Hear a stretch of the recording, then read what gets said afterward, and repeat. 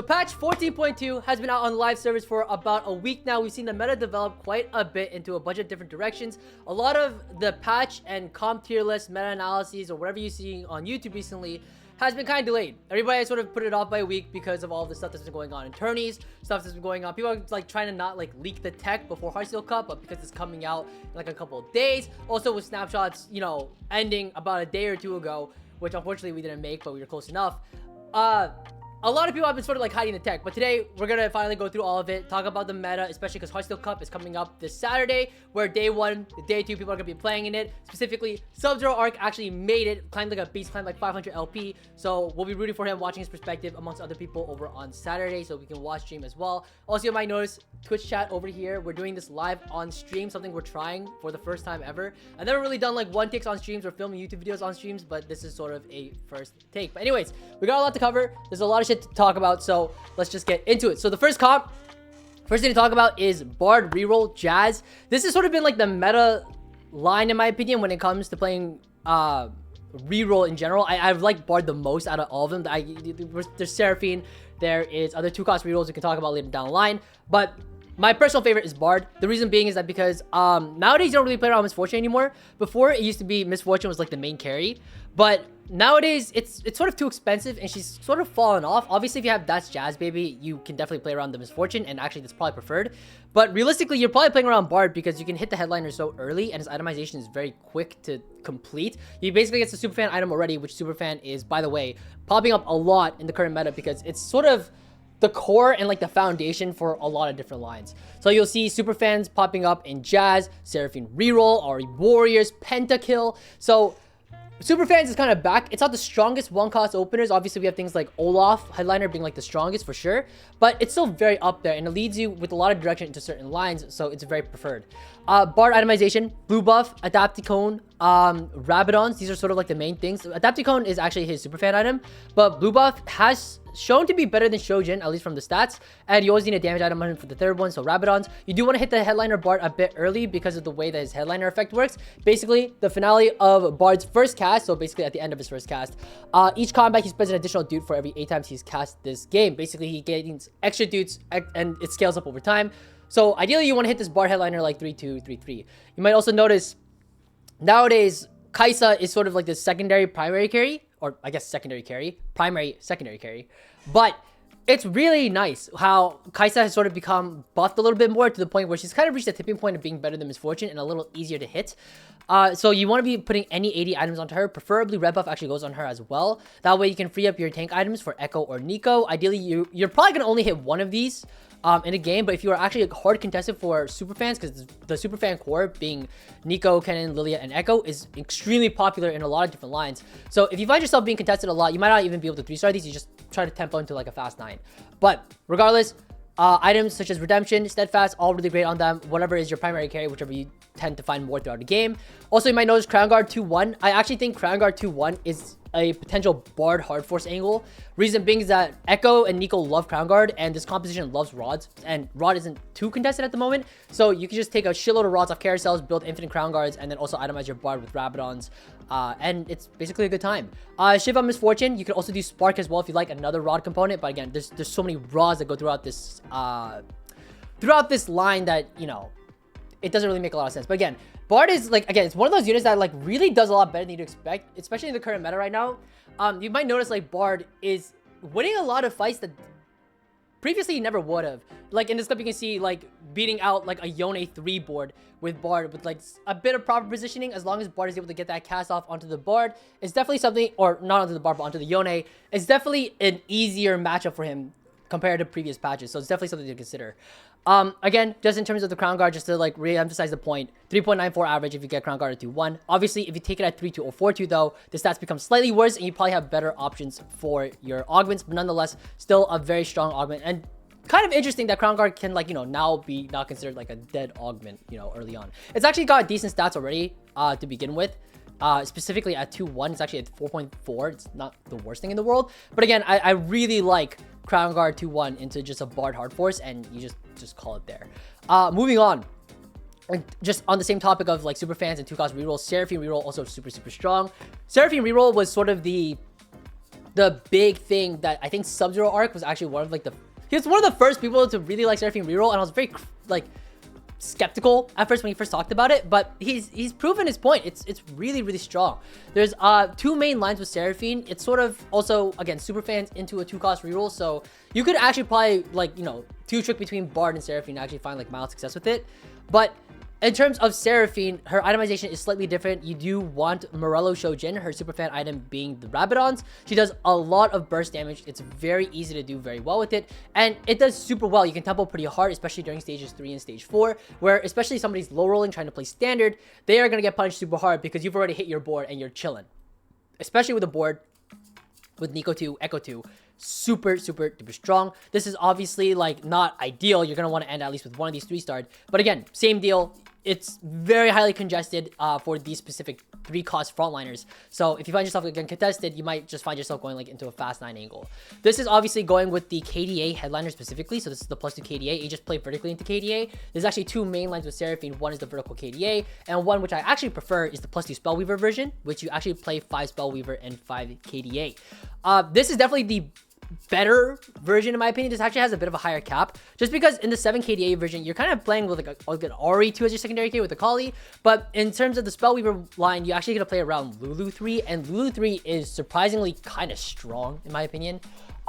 It also allows you to sort of open up into the potential of playing into Lulu reroll instead of Seraphine. You might notice on this board specifically, Lulu is actually the headliner here with +2 Spellweaver, and I think Lulu reroll is actually super strong. So like, let's say for example, on 3-2, you're doing your roll down and you miss on the Seraphine, but you find a Lulu headliner. I actually think it's very acceptable to take the Lulu headliner, and then you just push into Lulu plus Seraphine dual carry, and you just reroll at 7.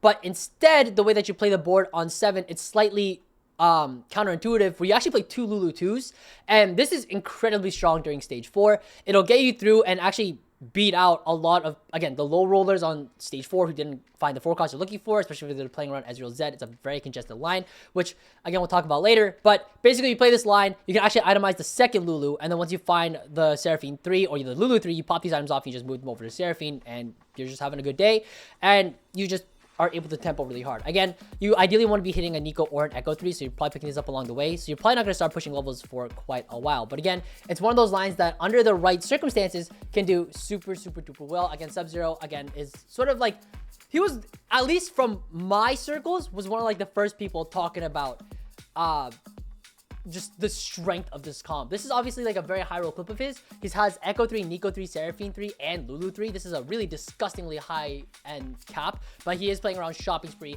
playing around Vampirism, Jewel Lotus. He has like basically Gigabyss, like augments, setup, and everything. But nonetheless, still really strong and can compete against some very high tier meta boards. Surprisingly enough, he actually is losing to this Disco board, but it is a Radiant Gunblade with TF. It's not really proving my point, but you get the idea. I mean, this is a top 2 clip. Like, he's doing fantastic with the line, and that, you know, enough can be said about it.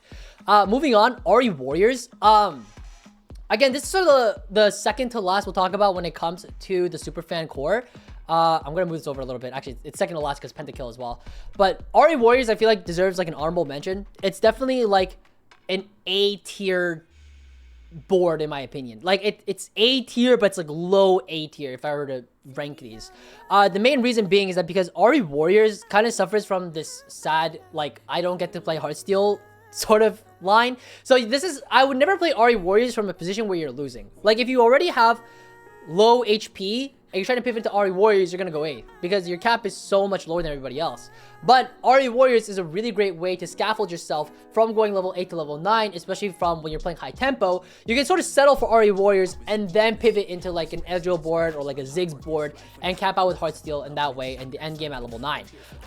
Typically, Poppy or Zed, you kind of want either of these two chosens the most if you decide to end up going this route. Again, it's like super fans, high HP tempo, and then you decide to play into Ahri Warriors to get yourself to 9 very easily. Totally acceptable.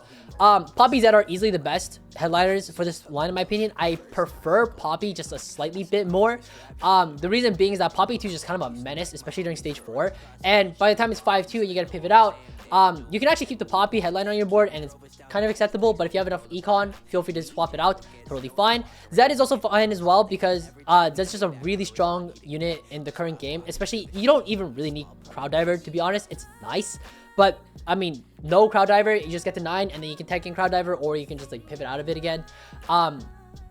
Really great way to play the game. Again, you might notice I never said you play around Ahri Headliner. When it comes to Ahri Warriors, Ahri Headliner is sort of not something you want to pick up. If you see Ahri Headliner, I'm pretty sure you actually skip it, even if you're trying to lean Ahri Warriors, unless you already have like the Z2 and the Poppy 2, then okay, that's a topic for discussion. But normally it's you greed for one of these 4 headliners and then you play the Ahri in the backline, and funny enough, Ahri 1 is enough. So you hit one of these headliners, you have an Ahri 1 in the back, that's enough. Get you to 9, no problem, and you save like 30 gold left over in your inventory or your bank, and then you just fucking turbo fast 9, pivot out. It's a good time. Free top 4. It's honestly like a free like top 2 if you're in that level of position. You might also notice Akali. This is a true damage version of Akali. I heard Dishsoap talking about this in his video, but surprisingly enough, he actually thinks that if you're playing Ahri Warriors, he thinks the true damage Akali is better. The way you get to this is, and as he stated in his video, I have to give credit where credit is due because I never played it like this before. But basically, he's saying you either find another true damage unit, whether it be a Senna or a Yasuo or an Echo or ideally Kiana, or you get a true damage spat, you throw it onto the Ahri here, and that gives you 4 true damage, making this the true damage Akali. The reason he says that this is better is that according to him, Ahri with KDA Akali doesn't really synergize very well because Ahri's hitting the front line and then Akali's hitting the back line. It doesn't make a lot of sense. So instead, you just have true damage Akali, so you can like burst through the front line with Ahri like in conjunction with one another, and then you're good to go. I've never played it like that before, but it's definitely a really interesting way of approaching it. And then finally, we do have Viego we could like slightly talk about, but the thing with Viego is that I don't like Viego too much. The only time I'd ever really pick it up is if I'm like low on money and I don't have a choice, I have to kind of settle for it. And it's not to say that Viego's a bad unit per se, but I find Viego to succeed the most when you have 3 Penta, 3 Edgelord, and it's really hard to incorporate 3 Penta, 3 Edgelord, where if you take this crap off the board, you kind of have to like tech out of like a Kennen, and you kind of lose Guardian for like super fans, and then you have to get in pentakill, and you kind of get it in this manner, and like it's a little awkward. There's maybe I'm wrong, maybe it's Kennen here, but then you lose. It's probably Kennen here, right? It's something like this. I don't like this variation of the board very much. It just feels kind of chonky when you're doing your roll down. It's a lot to think about on your pivot. So again, it's not my preferred line. I definitely prefer Zed or Poppy better, but definitely still something to consider. Finally, the last super fan core being pentakill and vertical penta, but it's not really vertical penta. It's more like Karthus, Viego, Akali. I call this like the big 3. And you just play, you basically itemize 2 out of 3 on level 8. The reason being is that you just don't have that many components. So you itemize 2 out of 3. It doesn't matter who it is, Karthus, Viego, or Akali. Itemize 2 out of 3, and you basically like just roll on 8 till you have everything. Obviously Yorick 2 is like a high roll. If you find this, then obviously itemize him over everything else. But nonetheless, you just kind of play this line and you kind of just like try to secure your top 4 is what I'm trying to say. Viego 2, Akali 2, Karthus 2 on 8 is a very tall order. This is not something you're going to hit very often. So when you are rolling down, you find like one of these headliners and you go, hey, like, now what, right? You can play around the Ahri in the backline, you can play around the Karthus in the backline, and you can kind of pivot between Ahri Warriors or also Viego, Akali, Karthus. This is also a line that, personally speaking, I'm not the most fond of. Whenever I play this line, I go 6th. I go 6th. It sucks because it caps out lower than Heartsteel, but then you're also playing standard, which is harder than just playing a reroll board. So this is actually like, even though it's a strong board when everything else is online, it's like, for me personally, like I'm not having a good time. I've never had a good time playing this line. Maybe I'm the worst like Karthus, Viego, Akali player on the planet, but just it is good in the right hands, just not my hands. My hands are shit. They're fucking dog. But anyways, moving on. In terms of itemization, though, for this comp in particular, we're looking at sort of a different itemization than before because of the way that Karthus got reworked in this current patch. He's more of a caster now. He prefers casting a lot more to try to ramp up his spell. So you're seeing things like Shojin Rabadons or Shojin JG, which seems to be pretty high up in the stats. These are like the 2 biggest ones. Obviously, Shojin is a lot to ask for. 2 swords, 2 tiers. And then you're also trying to play around swords and tiers for Akali for the Hodges and the Viego for the BTs and whatever. So little hard to hit, but if you manage to get like all these swords and tiers and negative tank items, sure, fine line to play. In terms of Viego items as well, it's a little interesting. He's like he's like double healing Styrax is supposedly really strong. Obviously, we have the 8-bit spat really up here because of the Riven line, because if you have 8-bit spat, then Riven becomes a playable line, but we're not going to be talking about that because I feel like we've all had enough of Riven. But in terms of itemizations, like BT, Hodge, IE, this is probably the best in my opinion. I like this a lot as well, but you can see it down here as well. BT, Hodge, Styrax, both are perfectly fine. Great way to kill crit gloves, but again, you need a lot of crit gloves, you need a lot of swords, you need a lot of rods.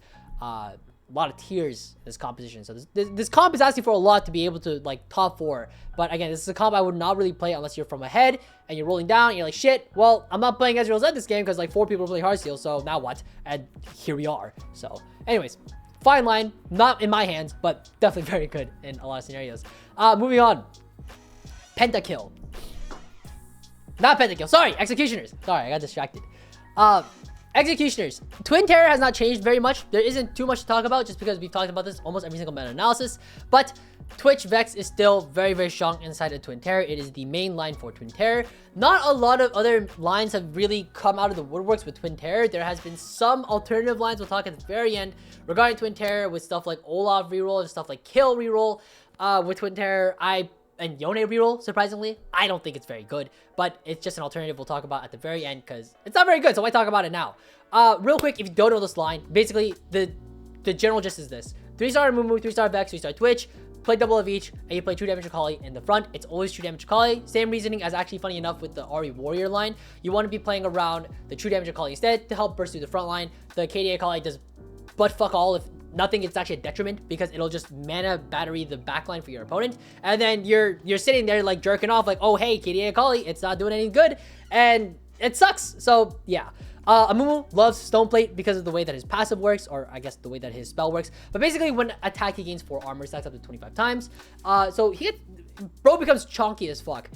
You do play around a headliner Twitch under most scenarios. The reason being is because you're probably rolling on 6 first to hit the Twitch 3. You're itemizing your Twitch first, hit the headliner Twitch, and then you go 7, and then you play around the Vex. If you hit the Vex headliner kind of early, and you already have the AP items, you can just go 7. Just go 7 and start rolling then, just play around Vex instead.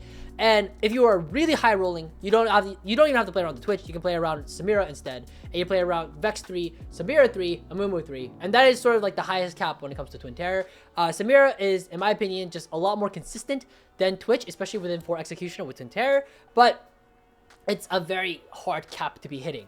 If you don't have Twin Terror though, you can also move over to the 6 Executioner version of the line, which is just play every Executioner. You play around Vex and Samira, but instead you don't 3-star Twitch at all. Twitch, you don't really give a shit. You just tempo to 7, and then you just reroll and just try to find all the units. It's the same basic premise. Adapticone, Gargoyles, real simple. Morello on Vex is definitely ideal. It's definitely one of her best items in my opinion. Rabadons also, you do want at least like 1 damage item, but nothing more than that is really necessary. So my personal preference, Adapticone, Morello, and Rabadons for Vex. Definitely the best way to go. Always kind of want to position her kind of middle. That way you can spread the AoE a little nicer. Samira likes stuff like GS, stuff like Last Whisper. Doesn't really like IE in 6 Executioner specifically. The crit just becomes unnecessary. It just doesn't do too much. It becomes incredibly redundant at 6. But at 2 Executioner is really good, which is why you see it in Country a lot, which is something that we can talk about. One last thing to talk about, Infernal Contract. Infernal Contract is, I think, in this line, bitch as fuck. Like, you can basically salvage the worst positions ever and secure the freest top 2 of your life, because once you have 3-star, 3-star, 3-star, you are super strong, and your board changes very little outside of this core that takes like usually the entire game to hit. Because the way that you cap out with this board is 4 Guardian, like most of the times. But the thing is, you can't play Nico, otherwise that's just into a KDA Akali. So you have like York Thresh on 9. That's like kind of like the only way to really cap out. You could play double Amumu, but double Twin Terror on the front line doesn't really do, or not Twin Terror, but actually this is a Infernal Contract. So what the fuck? Like, what are you even playing at 9? Like, or even at 8? Like nothing. Like Kennen. Okay. Like nothing. So really, like Infernal Contract is really great in this comp because like capping out at 7 is kind of okay. Just to give you an idea, this is a game that I played. This is actually off stream, but this is a game that I played in like a really high GM challenger lobby with like, there's some names in here you might recognize like DQA, Stellar Minhee, really strong players that were in this lobby. But I secured like the freest top 2 of my life. I ended with a Akali 1 because I was like, fuck it. Like, I'm just Infernal Contract GG. I hit my entire board at 4-2, and there's nothing that can be done about it. This guy went out because he had like a super capped out Heartsteel board, but that's okay. Like, I'm playing what? I'm playing like 6 Executioner with like Infernal Contract. Like a top 2 with Infernal Contract is basically a first. So just to put that in there, it's very, very strong. Finally, I want to touch up on 7 Country. This isn't necessarily Executioners, but I mean, Samir's an Executioner. I felt like it kind of fit in this sort of like bubble of like Executioners.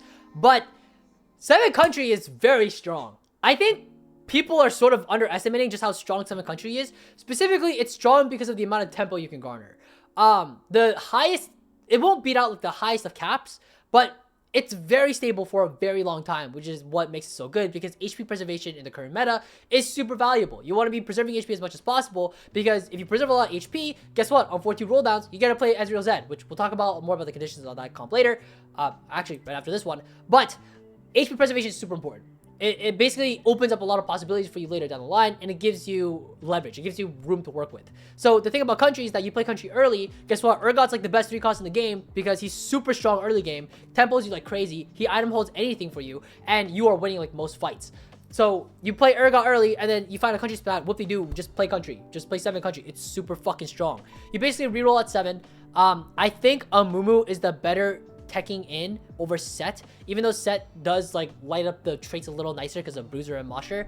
I think Set 3 is a bit of it's nice, but Amumu 3 has proven to be a lot of a more consistent tank, especially if you can solo frontline and like executioners, but also because Set 3 is going to be a little harder to hit because a lot of people are playing Heartsteel in this current patch, so a lot of sets are taken out of the pool. It makes it a lot harder to 3-star it. So board at 7, Set on 8, just call it a day. 7 Country, super strong. The horse, I don't know what it is, by the way. Like, don't play this line if you're playing 5 Country, because the 5 Country Hecarim is fucking dog shit. It's like, it's terrible. It hits like a spoon. But then if you hit 7 Country, suddenly this thing's a fucking mammoth. Like, it's enormous. It's like Shaquille O'Neal on drugs. It's disgustingly OP, and it just doesn't die at all. Like, there are fights that you will run into where it's a Hecarim diff, where the Hecarim is just so goddamn strong, it's clearing shit for you, that normally normally you would have lost the fight, but Hecarim is just there, just killing everything. So 7 Country is, I think, super viable, especially if you're in the right spot for it. I don't know if I would hard force it if I got the spat, but I would really be strongly considering playing into the line, because it's not a line people play very often, except for executioners. That's sort of the only exception. If there's some Twin Terror player in your lobby, or somebody is trying to lean 6 executioners, which is a very popular line, then maybe you don't want to play this line too much, because, you know, you're going to be hard. It's going to be hard to find the Vex 3. It's going to be hard to find the Smear 3. And especially a Mumu 3. So Urgot 3 is fine. I mean, it's strong, but it's not like amazing. But again, 7 Country is super strong though, so maybe if you have enough HP, you can wait for everybody else to bleed out and die, and then you hit everything afterwards. Secure like a top 2 that way. Maybe even a first. I've definitely hit first multiple times with 7 Country. I think it's super strong. But next up, Ezreal Zed, Heartsteel. This is sort of the big thing that everybody's talking about this patch, because it's super fucking strong. It's strong because you just keep getting, for lack of a better term, rejuiced. I think that's the term that Digital likes to use the most. But basically, you get the juice. You get the Heartsteel juice, and it keeps pumping power and resources into your board. And you basically just get to keep playing Heartsteel as the game progresses, which is something that you normally wouldn't be able to in previous sets. You know, talking about economy traits, things like in previous sets, like in set 9, I believe set 9 was it underground? No, set 8 was underground. And then whatever the fuck the set 9 econ trait was. But regardless, normally you'd be teching out of the econ traits, and then you wouldn't keep it on your board to keep pumping resources into your board. But nowadays, it's been optimized where Piltover, thank you, it was Piltover. But nowadays, you are just trickling more and more power into your board. And even though Heartsteel is a very interesting concept, it's been optimized to the point where now it's unhealthy. Like, Heartsteel being good is bad for the game, which is weird, because it should be the opposite. Because it should give you a way to lose streak and be happy about it. But now it's like, well, now I just get Heartsteel and I just win the game. So that's why this comp is so strong. But anyways, talking about itemizations real quick, and actually the board as well. This is sort of the main line, the standard board when it comes to playing this board. You are never playing this board though. Unless you hit everything perfectly, it's very rare you end up playing the perfect Jazz version of this board for a couple of reasons. First off, if you hit an Ezreal chosen, specifically the Heartsteel, that is the best chosen to hit. Because by far it's the best, because you actually just don't play Jazz and you just play 5 Heartsteel, which is the big thing that everyone's been complaining about in high elo, because all you do is you take in any random Heartsteel unit, does not matter, and bing bada boom, you have, you know, HP that you preserved in the early game, and now you're playing Heartsteel, Ezreal, 5 Heartsteel, and you get to bleed out while garnering infinite resources. So everyone's talking about HP preservation being important, and also why, funny enough, you might notice that some players are starting to opt out of Heartsteel Cassante early. Like, I personally don't like Heartsteel Cassante early, and you can tell me that's a bad take, but like, the reason being is because I don't think Heartsteel early is that strong unless you hit like 5 Heartsteel. like super early. That's like the only way it's that strong. But the reality is that 3 Heartsteel is so weak in the early game, you're better off just preserving HP and then pivoting into Heartsteel later, and then bleeding your late game, your mid game HP as you play 5 Heartsteel, get a bunch of resources, pivot back into whatever you were playing earlier, and then you are suddenly much stronger. You have a higher cap, a higher potential to max out compared to everybody else in the lobby. So yeah, this is why this shit's kind of OP. In terms of other headliners you can take, Poppy is actually very acceptable, super strong, and you actually like, typically if you hit the Zed, you play Zed Ezreal, you don't play Poppy. If you hit Poppy, you don't play Zed. If you hit Poppy and you have a Zed too, you don't play Ezreal. So there's a bunch of different ways to go around playing this comp. You have to be very flexible with whatever you find, but regardless, it's usually one of these 3 headliners, and you just sort of play around it. The idea is, again, preserve a lot of HP in the early game, bleed out, and then you get to 9, and then you can find Ezreal, take it in, and then do whatever from there. But really strong line, easily the strongest in the entire game because it has such a high potential to cap out. One last thing to note, I do want to say, I guess there's 2 things. First off, Freaky Fridays here is on the right-hand side. The reason being is because Freaky Friday is really, Triforce is Zed's best item. It's like easily his best item. GA is a close second, but Triforce is super strong, and actually Triforce is super fine on Ezreal. So when it comes to itemizing your units, and you take Freaky Friday for example, you could already be thinking about this line, and the way you would itemize it is simply, instead of IE, just drop IE. You need healing for Zed for sure, but it goes Triforce on Zed, and then you don't purple buff Ezreal, you actually go one or the other. You can either drop blue buff and you play Triforce, or you can drop red buff and, you know, it can be blue buff instead. Like, that's totally fine. One last thing to note, Ezreal has some really weird itemizations. I don't know what's going on with the stats, but for whatever reason, the stats really like double IE Ezreal. I can't tell you why. If you don't believe me, I can show you right here. But it really likes double IE blue buff or double IE red buff Ezreal. It's like the best item combination of trios when it comes to itemizing him, without like radiant items or, you know, Ornn items in the mix. But for whatever reason, it's super strong. So this comp really likes IE for whatever reason, because Zed also likes IE. So bear that in mind. It's something that I noticed today while looking at the stats, and I was like, that's fucking weird. But if anyone has an explanation for that, please let me know. I think that is super sick. Moving on, going into Olaf reroll. Now, I know Sub-Zero specifically hates Olaf. He hates it because I don't think he's playing it right. But he also hates it because, for good reason, it caps out pretty low if you can't find that secondary carry. So he's saying what the fucking chat. But I saw him play this line the other day, and he was like molding about it because he hated the line so much, because he's like, it's not good. But I think there's a specific augment you take at 2-1 that actually enables the comp, which I don't think Olaf reroll is very playable unless you have Gargantuan Resolve. If you don't have Gargantuan Resolve, I think this comp is like low-key unplayable. Like, it's actually unplayable. Gargantuan Resolve disgustingly enables this composition, because if you look at the stats, this averages a 3.2 with Gargantuan Resolve. Specifically at 2-1, it's actually 3.19. But if you just take it out of the equation, it's like a 4.1. It's like, it's alright, but it's not great by any means. But the way that you play this composition is basically Gargantuan Resolve 2-1. You can, I wouldn't say you can hard force it, but if you have a lot of Olafs, like Olaf Headliner, and then you have a Gargantuan Resolve, I would say just send it. It's super fucking strong with Gargantuan. And basically, his BIS is, surprisingly enough, it's actually Titans. It's not even like anything. It's just a shitload of Titans, which is why Gargantuan's so good on this guy. Obviously, this is very like fantasy land. So realistically, your third item is probably going to be QSS. It has the best delta, I believe. Or not the best delta, but it has something about it is good, according to Raptor, who was like rank 1 EUNE. I believe him. He's rank 1. But, I mean, it also makes sense. Olaf, if you've never played Olaf Bruisers in the early game, you would know that Olaf's biggest enemy is a Nami. Because Nami basically bubbles the shit out of this guy, and then he keeps floating, and he can't grasp for air, and he's dead. So, now what? So, anyways, you play into 6 Bruisers, and then you need to itemize a secondary carry, whether that be Viego, whether that be Karthus, whether that be Yorick. Ideally, it's actually, I think it's Viego, and then, well, it goes Yorick, obviously. Yorick, and then Viego, and then Karthus last. You do need a secondary carry somewhere, though. I think a really big problem that people face when playing this comp is that they don't think about getting a secondary carry. They kind of just say Olaf, and then that's it. And then Brain off, and then they just 6 Bruiser, and that's it, and they'll call it a day.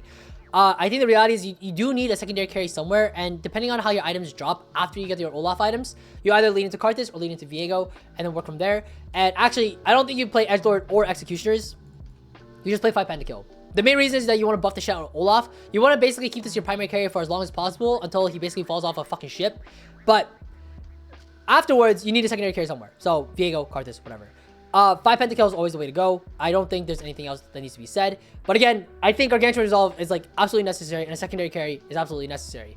But even with all of this setup, even with Evan Shroud, even with like the perfect miss, you can still fall flat on your face with this comp. And I kind of want to show you guys I want to show you guys a clip basically. But basically, rate it.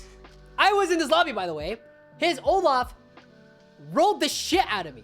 This was unbelievable. I was so pissed off. I was playing this guy. This guy high rolled. He hit the Olaf 3 and like triple items at like 3-1. It was disgusting. So he basically templed like crazy. He's 10 pentakill, by the way. 4 bruiser, 10 pentakill. But like even with like this incredible setup, like he fucking lost. Like no spoilers, but he fucking lost. Like I don't know. Like it seems like to me, like you know, this comp is just not very good. But I think with Gargantuan Resolve, it enables it a lot harder and you'll find a lot more success. But the fact that he lost a 10 pentakill is like incredibly disturbing. Just play Ezreal, you know, Ezreal's at 2020. But yeah, you get the idea. Anyways, moving on. Finally, 5 EDM. 5 EDM. This line is not very good, but I think it deserves an honorable mention because in the right spots, it can be good, but it's hard to get to the point where it can be good the higher you climb. So you don't see this composition pop up very often. I think if you ask me, it's like a 1 in every 5 games you might see it. And they might not be doing too hot. The reason why I don't think this comp is like the hottest is because the Lux 2 to Lux 3 is it's terrible. It's just a bad time. Like what ends up happening is you have Lux 2 and you're like, wow, Lux 2 is surprisingly kind of stable. And then 4-2 hits and suddenly you're just getting butt fucked by everything. It's just a terrible time. You're not happy. Everything hurts. So it's just when you're going from Lux 2 to Lux 3, you're bleeding so much, and unless you're able to hit this super early, that's why it's not that great. So I wouldn't really try to lean this unless my spot was like I got like 2 Luxes and a Lux headliner, and it's like, okay, now I play it. But like it's a very weird line where like if the spot's right, you play it, but otherwise I wouldn't really lean it too hard.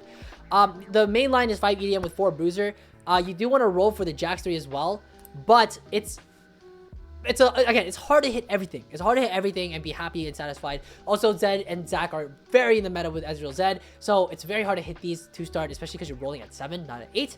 But maybe you're high rolling and you're having a good time. But anyways, Lux 3, again, the stats aren't amazing. For a 3-star 3 cost, 4.1, it's not great. But under the right circumstances, it does really well. I will also say, I think Jax, if you're in that one portal that gives you an artifact and it gives you a Zhonya's, I actually think Jax is playable. They did buff 6 Masha this patch, so I do think that the 6 Masha line with Jax with Zhonya's, it's sort of back. I've seen it perform decently in lobbies, but that again, it struggles with like the problems that Jax had before, which is like his targeting get kind of weird. He's very fight RNG and position heavy. You have to think about like, do I want a third row deluxe, depending on where the carry is. There's a lot of positioning and a lot of headaches with this composition, so I'm not like the biggest fan of it, but it is playable. With Zhonya's, you can think about it, especially if you have like a Jax or 2 or a very early Jax headliner. You can definitely consider it.